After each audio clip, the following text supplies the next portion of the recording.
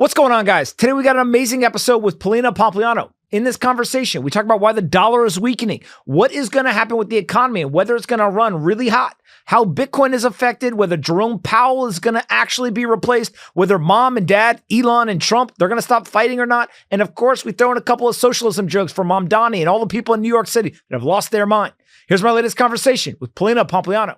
All right, Polina, what's the first topic? The dollar is off to its worst start to a year in more than 52 years. It's weakened more than 10% over the past 6 months when compared with a basket of currencies from the country's major trading partners.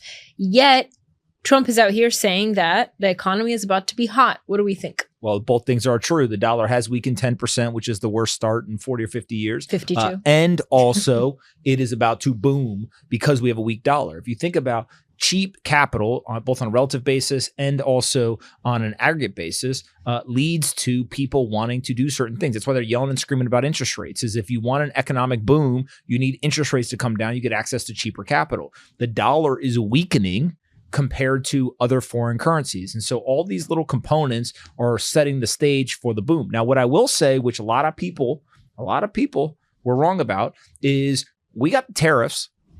Tariff revenue has exploded upwards. We don't have inflation. And so people are like, oh, it's not been enough time. Yeah. Like, no. If we're collecting whatever it is, over $100 billion or whatever of tariff revenue, then you can't say that we haven't had enough time because we have enough time to collect the money. If we're collecting the money, isn't the American consumer supposed to be paying for it? If the American consumer is not bearing the brunt of that bill, then who's paying for it? Must be the foreign producers, foreign countries, etc. So we're collecting revenue, but it wasn't passed through to the consumer because we did not get the inflation that everyone promised us. So why is the dollar down is what I'm trying to understand. Well, there's multiple things that are happening. So some of it is policy related. Some of it is confidence related, right? If you think about a relative comparison between, let's say, dollars and the euro, these two things are not just, hey, what is the value of a dollar? Like $1 equals $1, €1 equals €1. What you actually are looking for is the exchange rate between these two things. And so at certain times, the dollar strengthens against the euro, and at other times, the euro strengthens against the dollar. You actually, I don't think, know this, but when I was in college, the way I got started with investing was trading the US dollar euro pair. You know, I was doing Forex trading before it was cool on TikTok in college. And the whole idea there is you're basically trying to understand the relative monetary policies. You're trying to understand trade. And so there's always the joke online that people will be like, oh, one of the currencies weakens. So like, time to go to America, time to go to Europe. Your dollar goes further in Europe. Your euro goes further in the US. And so that's really what people are talking about. So they're talking about the comparison, the relative strength. That's where the dollar is down 10%. It is down compared to other foreign currencies. Now, what is also true, and maybe more importantly, is the dollar is down a hell of a lot against Bitcoin. And so what we're seeing is the dollar's strength relative to Bitcoin has crashed as well. That to me is the biggest trend to watch, because ultimately all fiat currencies around the world are falling at the feet of Bitcoin. Bitcoin is the only currency that's strengthening against everyone else. And that tells you kind of where the world is headed, in my opinion. So I don't know if this has anything to do with the dollar, but on Sunday, Trump sent this via Truth Social, saying, for all cost-cutting Republicans, of which I am one, remember, you still have to get reelected. Don't go too crazy. We will make it all up times 10 with growth more than ever before. So what does that mean, that he will keep? I don't agree with this. So for all you guys who think I'm some MAGA shill, whatever nonsense y'all say in the comments, shh, listen, get real close, get your ears open. I don't agree with this. We should be trying to cut costs, and it doesn't matter how the response is. The point is we should be trying to cut costs so that the government stops wasting money. So this idea that like, oh, let's cut a little bit, but not enough. Well, that's not very helpful to us. You mean not too much? No, enough. Too much. We can't cut too much. What is too much? How could you possibly cut too much of the government budget? What thing that the government does that you could cut in real size that would be too much? Pretty much everything people would point to, right? Let's say, for example, Social Security. They're like, oh, you can't touch that. That's taboo. Social Security payments were down, I think, 7% in the month of May, I think it was, right? Then people are like, oh my God. Oh, do you hear anyone saying I'm supposed to get my Social Security payment. I didn't get it. So how does Elon feel about this? Well, Elon's real pissed. They're locked horns, right? I saw an analysis online where basically what they said was Elon is upset because he put his reputation, his time, his energy, his money towards cutting costs, and then the politicians just go and they're just going to spend the money. Okay. And so what Elon is now threatening, which again, let's see if it happens. He's threatening to create a third political party, which is focused on cutting costs. And he's saying that the Republicans and Democrats, they're all just one big party of spend. Interesting. And if you look at these charts where it's the national debt growing, and then they color code it based on Republicans and Democrats, red and blue. We spend money under every president. Bill Clinton did it. George Bush did it. Obama did it. Trump did it. Biden did it. Trump's going to do it again. Okay. Now it's a structural thing. They feel like they have to do that. Because in this Truth Social post is basically saying, if you cut too much, it may be unpopular. Because think about it, you're taking something away from people. Mm-hmm. What politician's ever going to do that? Right? But it needs to be done. And that's the great paradox, I think, of politics is the hard thing is the thing that politicians don't want to do because it requires them to take something away from people. And that's not how you get reelected. Why do you think then that Trump even had the Doge initiative if this was the plan all along? I think that they were at one point, they're like, hey, can we cut? And then all of a sudden they just got smacked in the face and they ran into all these roadblocks and stuff. And they realized that like you can't cut based on the current rules, what they thought maybe you otherwise could. Like both things are true. There's a ton of waste. There's a ton of fraud. There's a ton of bureaucracy in the government. You probably, in my opinion, could cut at least a third of the government spending and 99% of Americans wouldn't even realize it. Right. So that's why I'm like, why would it? But I've talked to people. I mean, we did an interview with my buddy Sahil Lavinga, who was a Doge engineer, and he was working at the VA.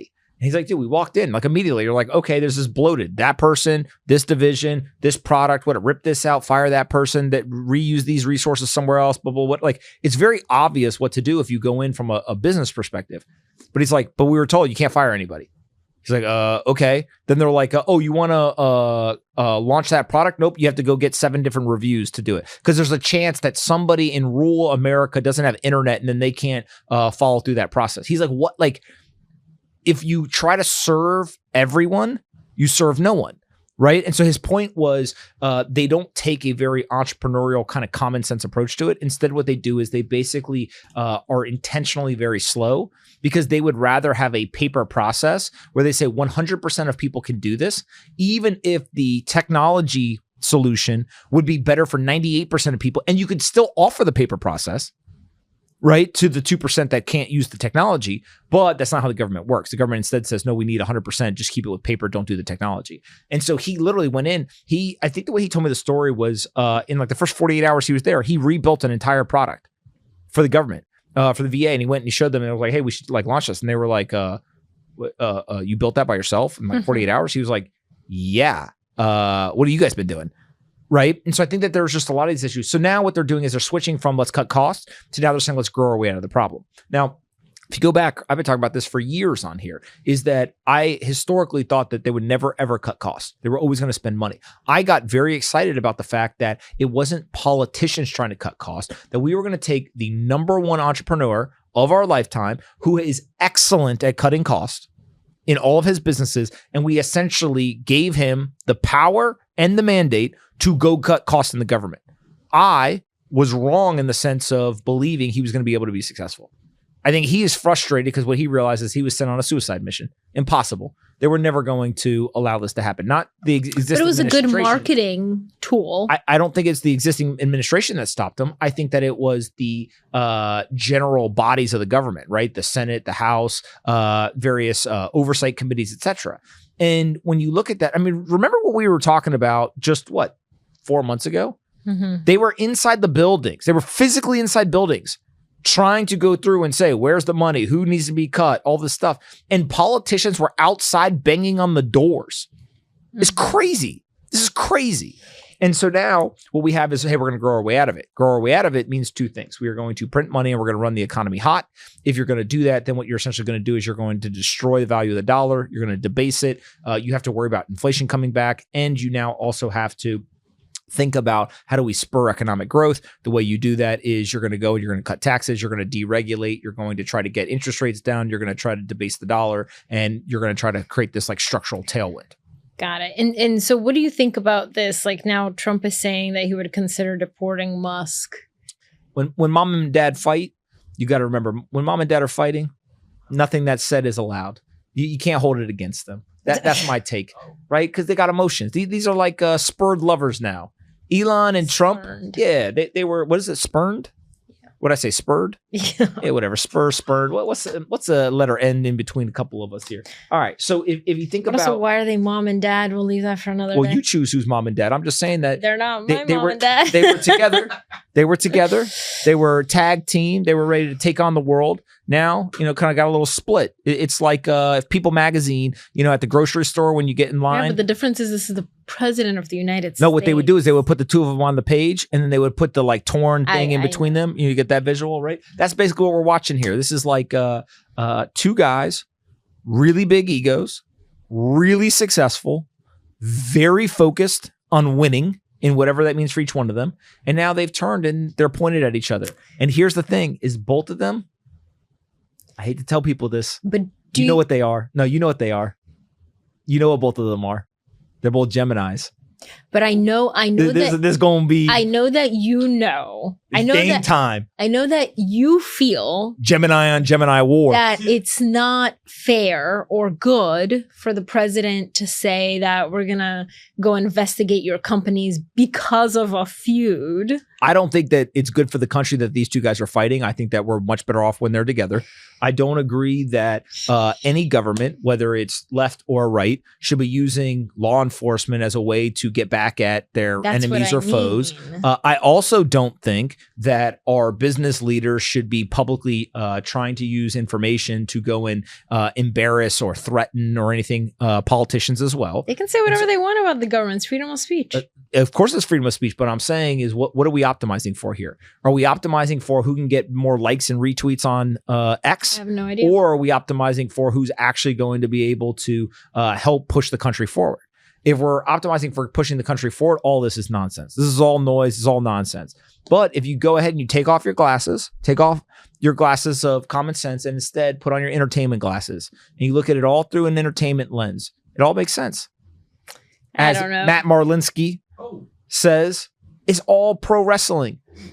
Why is he saying that he's going to look into deporting Elon Musk? Because he got you talking about it. He's not going to deport Elon Musk. He knows that that's not a real thing. Okay, if he deports Elon Musk, we'll be back here and you'll eat your words. Listen, if he deports Elon Musk, you better be out in the streets. You'll get me at a protest. I never went to a protest in my life. I'd be protesting. I say, listen, that's crazy. Come on, stop it. Right? But vice versa is Elon basically double dog daring Trump to cut all the subsidies to SpaceX and Tesla, etc.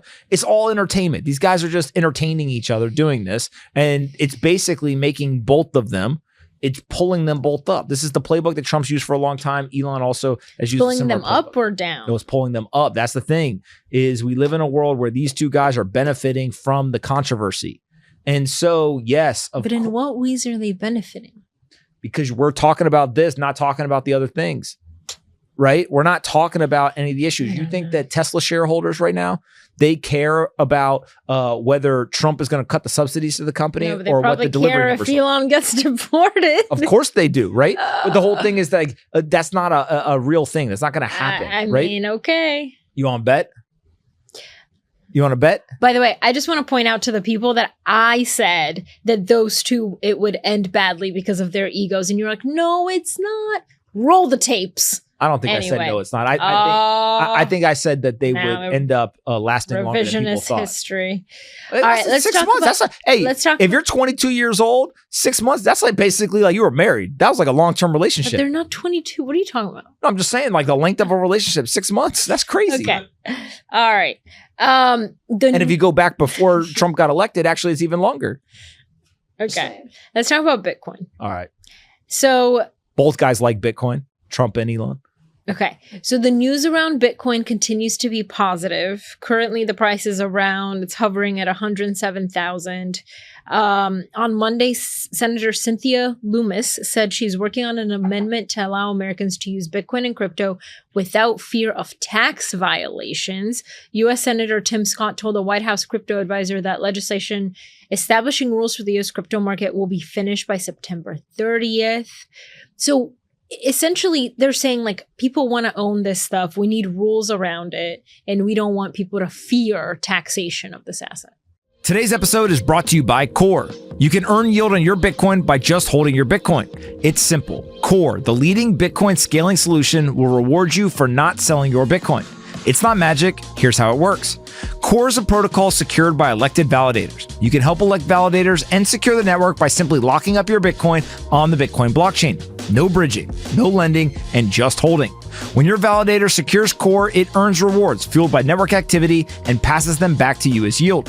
With a minimum lockup of just 1 day, when the time lock ends, you get your Bitcoin back untouched. Still your keys, still your coins, now your yield. For even higher rates, stake Core alongside your Bitcoin and multiply your yield. And if you want to see what your Bitcoin is securing, join millions of others in exploring the largest Bitcoin DeFi ecosystem. There are over 100 live apps in the network and the deepest liquidity in all of Bitcoin DeFi. Get off zero and start earning yield on even just 1% of your Bitcoin by going to stake.coredao.org/pomp. Again, that's stake.coredao.org/pomp, or go click the link in the description. Well, the rules are only for the people who don't believe in Bitcoin. That's why they're creating rules. Because if you believe in Bitcoin, you buy it and you don't sell it. If you don't sell it, you don't pay taxes. So all these rules, all the stuff people talking about, it's only for the non-believers. Well, some people need to sell it for whatever reason. Okay, but still, you're a non-believer, right? Rule number 1 of Bitcoin: hold your Bitcoin, never sell it. Just like Warren Buffett, right? Buy great assets, hold them forever. Just timeless investing principle. But in all seriousness, that's ultimately what they're doing, is they're trying to figure out how do we create rules for people who are either selling or spending the Bitcoin. But the hardcore Bitcoin believers, yes, of course, if they got to pay taxes or whatever, right? I've had to do that before. But in terms of the people who are buying the Bitcoin to hold forever, they don't have to worry about the tax situation because they're never going to sell. Yeah, but there need to be like some guidelines and rules for regular people who buy this as another investment. Well, I think that there are a couple of things, right? The first is you should allow, there's something called a de minimis exemption. I think it's like $600, $800, whatever it is. If you go and you spend $20 of Bitcoin, you shouldn't have to pay tax on the use of that Bitcoin. Now, if you're going and you're trading it, that's a whole different situation. You're treating it as an investment asset. But if you're using it as a currency to buy something, why shouldn't there be an exemption? Mm-hmm. You don't pay that on dollars. You don't pay that on any other foreign currency. So why would we do that here? Right? Now, it doesn't mean you're not going to pay sales tax and, all the other taxes that you would pay. It's just you would treat this as a currency, which is the use of what it is being used for. If you're treating it as an investment asset, you got to pay taxes. That's how the government, well, by the way, whether you like that or not, that's just how the government is set up now. And this asset should be treated no different than others. And I think really, in a crazy way, Bitcoin is just fighting for equality. It's an equality fight, right? Treat Bitcoin the same way you treat the other assets. When it's being used for investment, tax it like an investment. When it's being used as a currency, tax it like a currency. I think Senator Cynthia Lummis she's really been doing the work. She's all over it. Yeah. And it's because she spent a lot of time. There's she's free to explain who her relatives are and what their involvement in the Bitcoin world is. But she's got some really strong advisors around her who have been very helpful to her learning more about what the asset is over the years and what the right policies are. And I think that she's leading the charge and she's doing a great job. What do you think success will look like at the end of the Trump administration for Bitcoin? Well, at the end of the day, the only quantifiable metric is just Bitcoin's price is higher. But I don't think that has anything to do with Trump. I think that he can help, but I think it was going up regardless, right? It didn't matter. It went up under Biden. It's going to go up under Trump. All right. Trump sent a letter to the Federal Reserve Chairman, Jerome Powell, urging the central bank to lower interest rates by a lot, the White House said on Monday. An image was presented of Trump signing a document of tax rates from foreign nations saying, "You have cost the USA a fortune and continue to do so. You should lower the rate by a lot." Trump followed up with a Truth Social message. Jerome Too Late Powell. He loves giving people. That's a great nickname, though. Jerome Too Late Powell. and his entire board should be ashamed of themselves for allowing this to happen to the United States. They have one of the easiest yet most prestigious jobs in America, and they have failed, all caps. I thought he should have said Jerome, the number 2, late. Meanwhile, Scott Bessent, the Treasury Secretary, appears to be emerging as a favorite to replace Powell. He told Bloomberg that he's ready to replace Fed Chair Jerome Powell if Trump wants him to. What do we think here? Sounds good to me. Listen, Jerome Powell, I mean, it's been since, 2020 I've been railing on Jerome Powell. The guy is forget too late. He's just behind the curve. I would have gone Jerome behind the curve Powell. Shouldn't that be an independent organization? Do we want the president putting his own people in there? Well, first of all, the government appoints the person. So Biden, Trump, etc. They always do this. Then they're sitting there for a certain period of time. Sometimes in these positions, they even step down when the presidents change over. Powell did not. I don't think that there is a concern around the independence of the Fed. They are putting pressure, but so did Biden. So I think, again, it goes back to, it doesn't matter, Republican, Democrat. I wrote about when Biden called Powell into his office, like the principal calling a bad student in, and he was basically like, yo, what the hell, right? Now, the difference is that Biden chose to do that in private. We don't know if it was Biden was really in the Oval Office, but they said he was. And so now we have Trump, but Trump just does it on social media. Okay. I don't know which one's better, frankly, but everyone. I mean, Elizabeth Warren wrote a letter to Powell talking about interest rates, a couple months ago. Okay, but you can't say he has an easy job. Of course he doesn't have an easy job. Everybody hates you. Well, if you let inflation explode to 9%, yeah, you didn't do your job, right?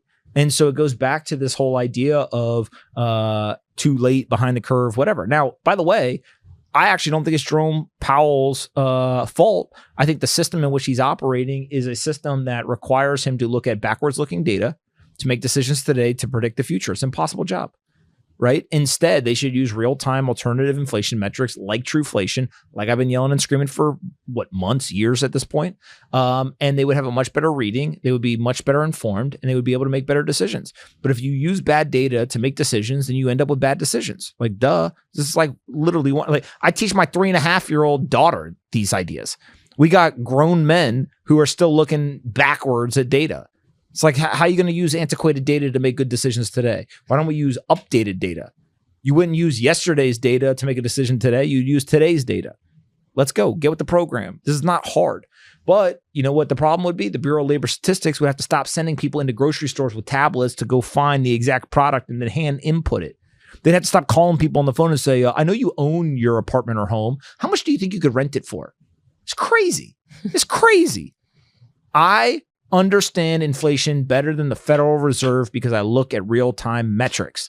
You can do it too. If you and I can do it, they can do it. And my guess is they do look at it, but instead they publicly talk about all of the antiquated data, and then they try to make these decisions. But as they've seen, they have been wrong. Now, what they're starting to talk about is, we expect inflation to come over the summer. I recently said that I do expect inflation to creep up, but I do not expect it to be because of tariffs. Instead, it's because we're going to go spend. Milton Friedman, famous economist, great guy. If you don't know anything about him, go check him out. Milton Friedman, he says that the only place that inflation is ever created is in Washington, D.C. The only way you get inflation is government spending. So if we're going to spend money, inflation will come. Now, it doesn't mean we're going to 9%, but maybe we tick up to 2.5%. Okay, well, if all of a sudden you start to get 2.5, their numbers are already around 2.5%, but real inflation at 2.5%. If that happens, economy runs hot, asset prices go up, economic boom. The trade-off is half of the Americans who don't have investment assets, they're just watching everything explode in price. They feel further behind. Enter socialism as the potential solution. Okay. So you think Powell has failed in the last 6 months? He did a better job in the last 6 months than he did in 21 and 22. But objectively, interest rates are higher than they probably should be. And inflation didn't show up in the way that they said that it would. Now, what happens from here, we'll see. But so far, their worry about inflation didn't materialize. And it looks like they could have kept interest rates lower, and that would have not led to higher levels of inflation. Okay. So Jerome, too late Powell, kind of seems like a fair critique. Let's talk about your favorite man in the world. Ooh. Socialism is hot right now. No, it's not. It's hot. It's all the rage. The kids love socialism. Dumb. We know somebody here who has very educated friends who all voted for Mamdani. They're not educated. That's the whole thing. Well, they got a piece of paper that some stupid school gave them, a piece of paper, and they think that piece of paper means they're educated. I know people who didn't even graduate high school that are smarter than those people. For those of you who don't know, Zohran Mamdani is the socialist candidate for running for mayor in New York City. That it all started off what I thought was a meme campaign, but it wasn't. It was a real campaign apparently, and he blew the other candidates out of the water because our other candidates were like Eric Adams and Andrew Cuomo. No, just Andrew Cuomo. He didn't run against Eric Adams. Oh wait. Oh, because Eric primary. is because Eric is a Independent. Okay, so voter data shows 18 to 29-year-olds led the turnout, which is a stark difference from 4 years ago when the majority of voters in the 2021 mayoral primary were over 60. And why do we think this is happening? You had Jordi Visser talking about how it's like a rapid shift in technology over the past 10 years has led to this. Peter Thiel expressed his concerns that oh, wait. This is from 2020, Peter Thiel. So, okay. Look. First, I want to extend an olive branch to my socialist brethren.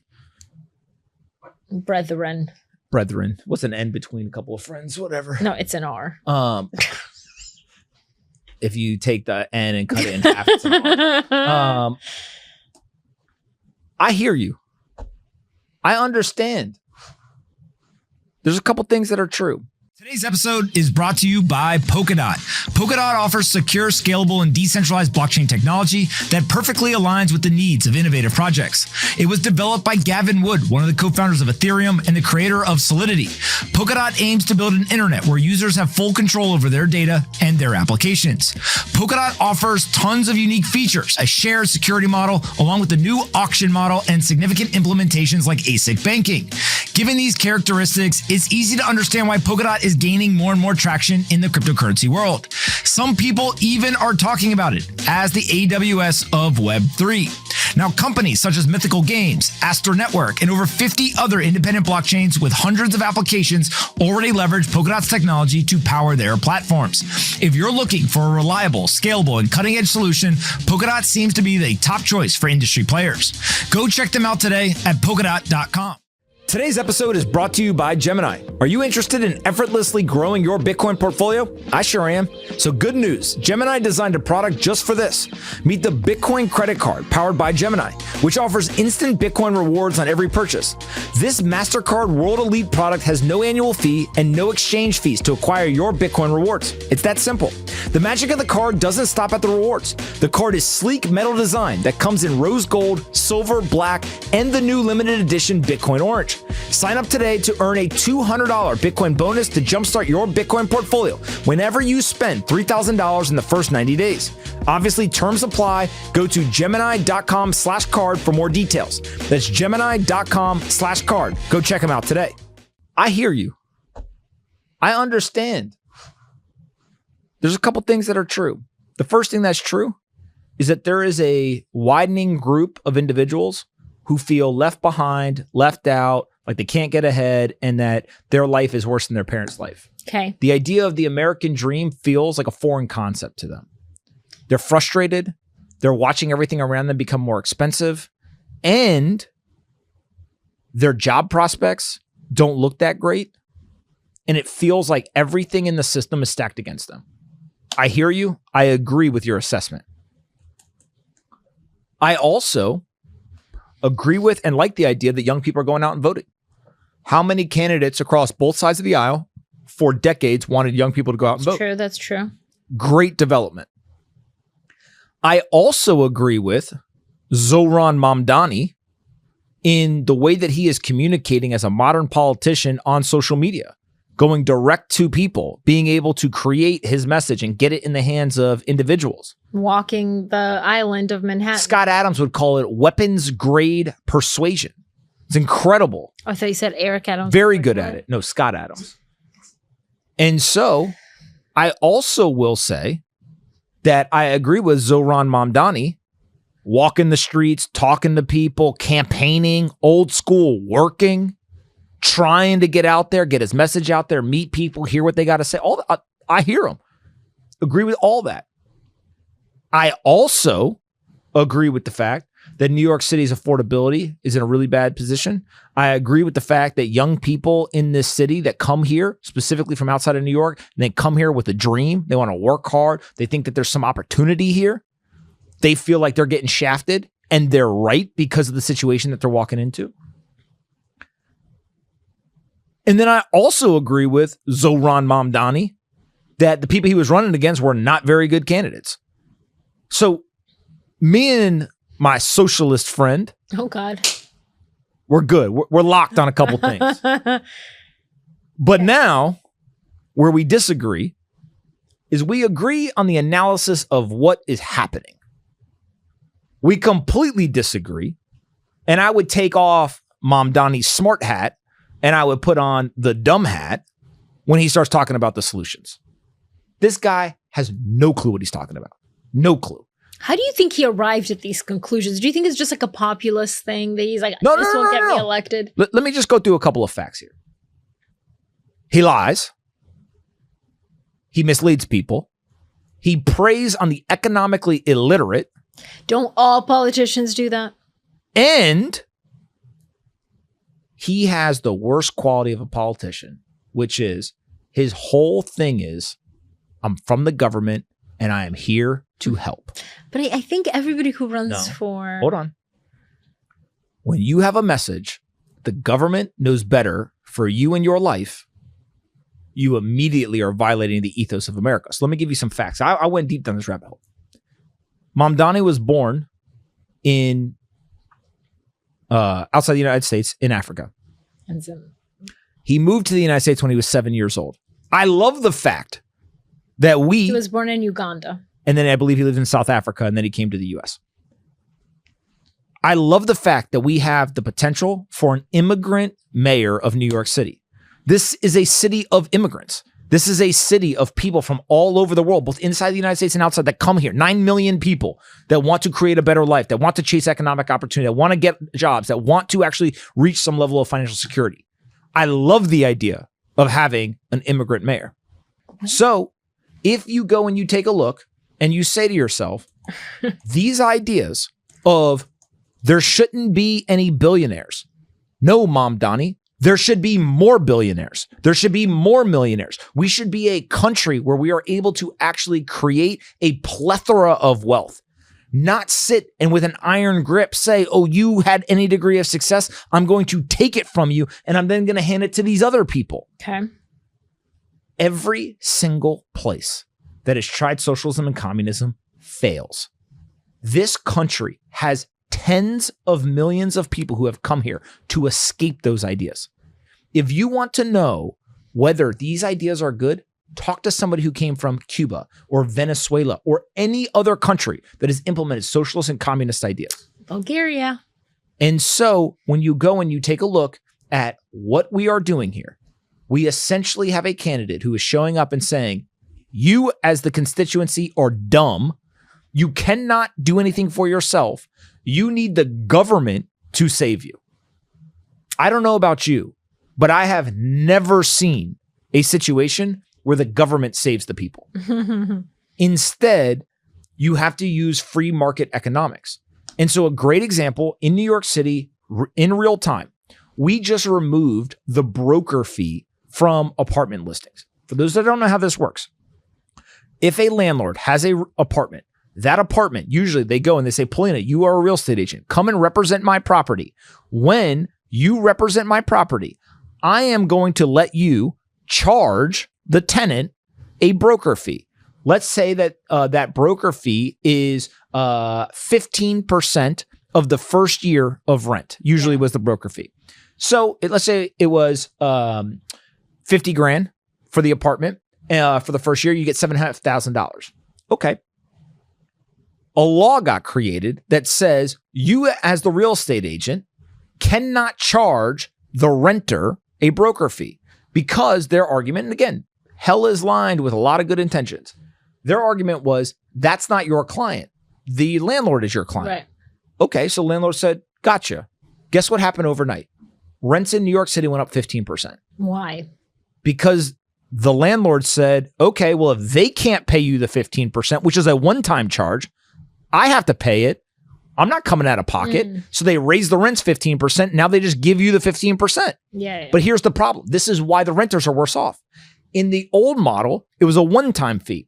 If you stay in that apartment for 3 years, you pay the additional 15% every single year. So now let's go back to that $7,500, which was a one-time fee. Now you end up actually paying over $22,000 over the 3-year period because they changed this rule.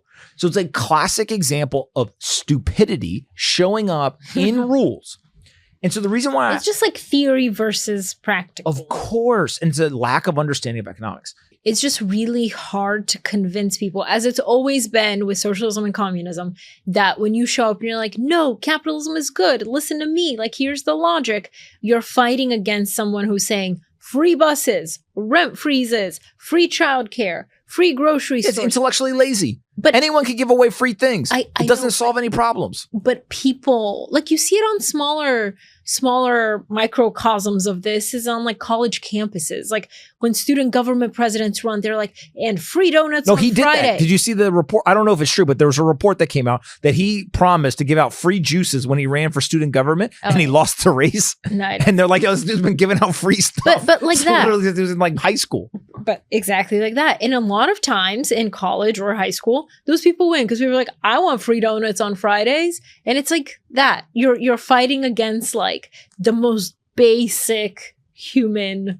So here's what I think. Thought. I think Zoran Mamdani, he should come, he should sit in that chair. He should have a conversation with me about economics. It's easy to walk the streets and prey on people who don't understand how the machine works. It's easy to go and tell them you're going to give free things. But guess what? Guess who didn't vote for him? All the people he claims to be helping. Only the rich people voted for him. But actually the people who need the most help in this city, they didn't vote for him. Hold on. Wouldn't you argue that the rich, if they should understand economics, if they're rich, why do they vote for him? No, it's the same thing of why do they give things away? It makes them feel good. It makes them feel good to vote for the guy who says, I'm going to help the poor people, right? I'm going to help the people who don't have anyone looking out for them. But those people, many of them are like, they don't trust their government. They don't trust this guy. They think this dude is a snake oil salesman. They didn't vote for him.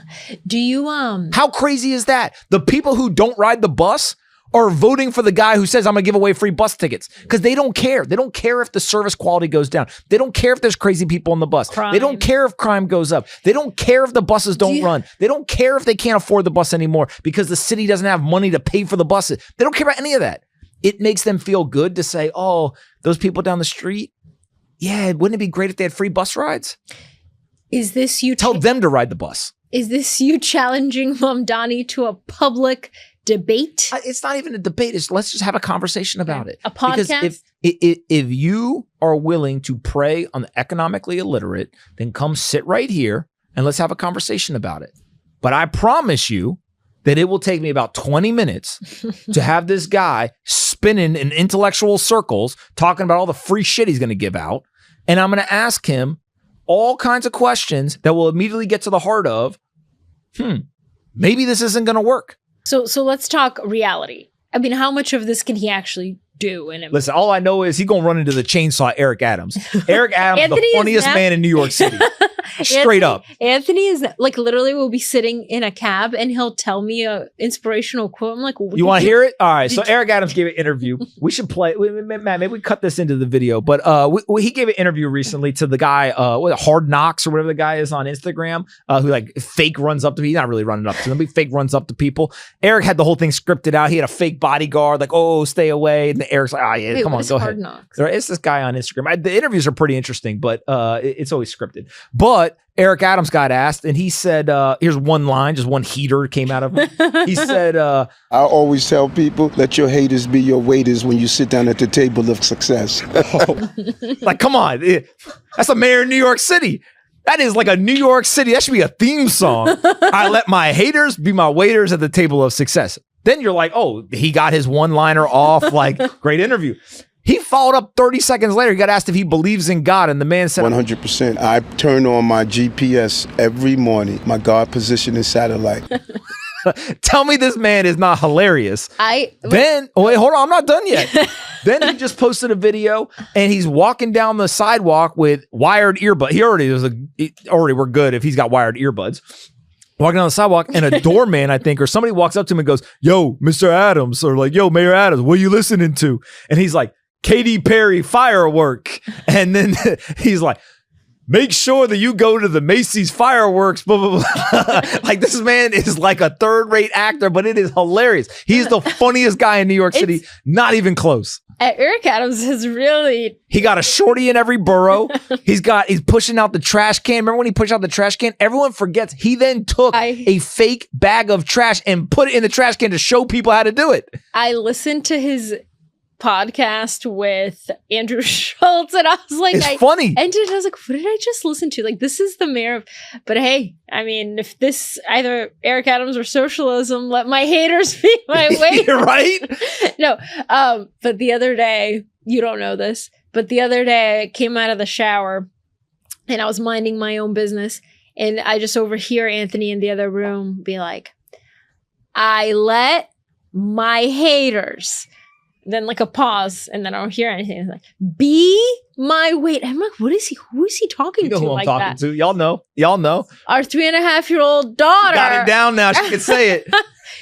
She walks up to me. She goes, Dad, I let my haters be my waiters at my table of success. So that's immediate high five. Anyway, so this She's going to drop it on somebody for sure in New York City. They're going to be like, damn, is that a little Eric Adams? This is what's happening in our city currently. But if you think about the reason why we have 9 million people here, and this is all we got. Look, but it goes back to, remember my thing. Were you willing to sacrifice for other people before you wanted to be a politician? Eric Adams served as a police officer, right? He didn't know that he was going to eventually be mayor, but he was willing to do things that sacrificed himself, his time, his energy, his family, all this stuff to actually serve the people. So it goes back to, go and take a look. Show me what you did before you wanted to be a politician. If you have a history, if you got data points in your background, I'm much more interested than if you just pop up and like, yo, I got socialism. I do think it's funny. They call him Little Fidel. Like, I mean, you know what I mean? It's like if you want Cuba, go to Cuba. If you want Venezuela, go to Venezuela. He just thinks he found the best ideas and he's going to implement them here. Stop. But I got faith. I got faith that New York City's we're not stupid. You know who I think should run? Who? You ain't going to be happy about this one, but you know who I think really, it's like Batman. We got to put up the bat signal. Who? He needs to swoop in and save the city. The Rock. No, 50 Cent. Oh. Does he live in New York City? He is as New York as they come. I know he had a New mansion York. in Connecticut, but I think he's back in New York. 50 Cent should be the mayor of New York City. Immediate win. Oh, he's currently on his final lap tour. Listen, should we go to this? All he has to do, he holds 3 concerts in New York City. He'll raise more money than Mamdani. Immediately, he then turns around, he becomes mayor, and 50 Cent, he'd crush him. So Mamdani, failed rapper, 50 Cent, famous, successful rapper, put them together, have a rap battle, and see who gets to be mayor. So far, this tour celebrates his 20th anniversary of his debut album, Get Rich or Die Trying. Great album. It has been a successful run so far, this tour. Guess how much he's grossed? 100 million. Yeah, how'd you know that? Because 50 Cent, he don't deal with 8 figures. He's a 9-figure guy. I've met 50 Cent. He hit on you. Okay, let's not get crazy here. He did. No, he didn't. Yeah. He was just a nice guy, We took a picture together. Yeah, that was before I knew. No, he was great. Give me my money by Monday. And you know what? A lot of people, I used to work at Fortune, a lot of celebrities and big business people used to come in with their massive entourages. He came in by himself. He didn't have anybody with him. Okay, what's the point? I'm just saying. It's 50. That was impressive. What? All right. Let's 50. move Yeah, on. but I got your bag if you want to be mayor, man. Just call me up. Let's get 50 Cent as mayor of New York City. Why would he be a good mayor? Because he actually understands how the real world works. I mean, he's a better communicator than Mamdani for sure. He's a better rapper. He's a better business person. You just want a rapper as the mayor. No, well, we have one. His name's Eric Adams. Don't you hear the bars that he's spitting? PIMP. Those Right. are my initials. Okay. Ready? All right, guys. Thanks so much for listening. See you guys next week.